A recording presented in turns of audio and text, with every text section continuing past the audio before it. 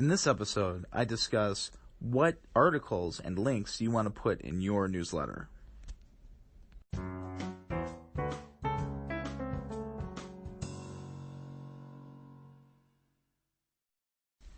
Hello and welcome to episode 11 of the Lawyer Lifestyle Podcast for March 5th of 2018.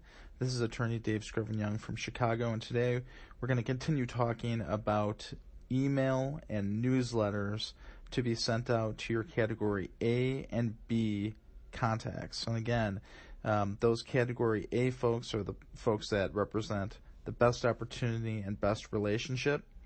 And then category B folks are folks that either have a good relationship with you or a good opportunity for you to market to them. And so we had talked about segmenting your email list and your contact list in the previous episode. And today we're going to give you some tips on what should actually go into your newsletter. Now, a lot of attorneys, I think, make a mistake where they think that they only should either put information about themselves or alternatively that they should be writing news articles. And I think that's a mistake. News articles never really work because typically your newsletter is not going out on a daily basis. And so it is going to be essentially obsolete by the time that your contact receives the newsletter. So unless you're going to use that news to develop some sort of tip to provide to your contact, it's really not going to be any good to them. Overt sales pitches, things like, contact me to give me business, doesn't work because you're not providing any value to your contact. Remember, the big thing to remember with email and newsletters is that you want to provide personalized value to your contacts. So think of each individual contact and what do you think that they would like to see and what they would find as valuable.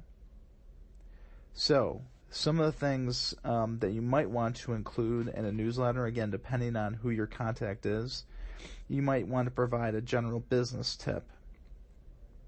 So, for example, if you're sending a newsletter to a client or potential client, you might want to provide information on how to comply with certain regulation or statute, especially if there's been a change in the law. How to comply with that change would be very, very valuable to that client.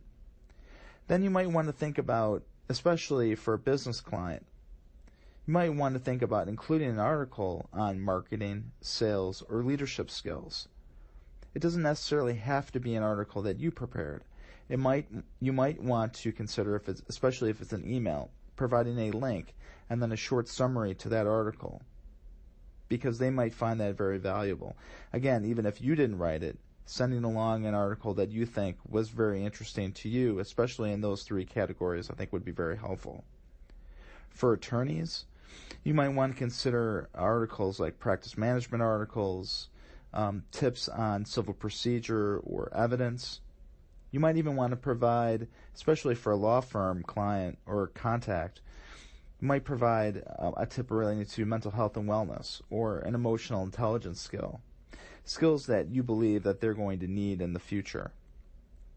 And then, of course, for any person on your contact list, whether it's a law firm client, contact, or a general business client, is you might want to provide information relating to an app or other technology that they can use to make their personal lives or their business more productive. And then again, generally, any articles that you believe would be particularly interesting to you that you've read that you might want to pass along, I think that would be very helpful. I've seen a trend in newsletter articles, especially around the general business tips, where folks will send out an email relating to perhaps 5 different things that they've been thinking about over the week or over the past month, and providing links to those articles or apps, etc. I know Tim Ferriss does a very good job with that, although his links tend to be more esoteric. I would say, especially for an attorney sending out a newsletter, you want to have something that's a very valuable, practical tip.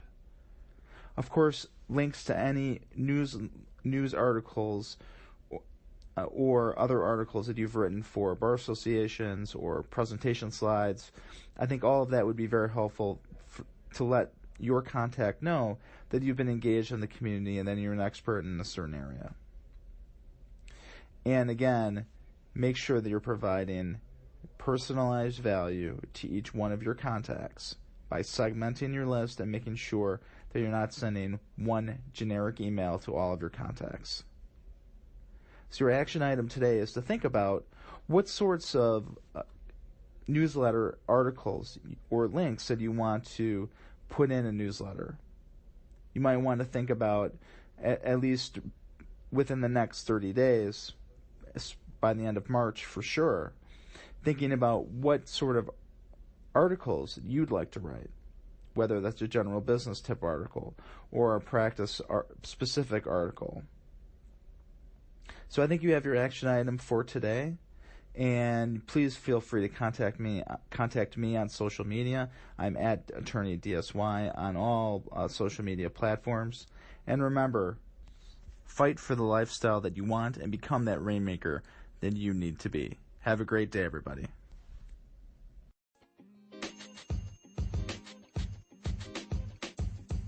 The podcast you just heard was recorded with Anchor. If you want to make your own, download the Android or iOS app completely free from anchor.fm/podcast. That's anchor.fm/podcast.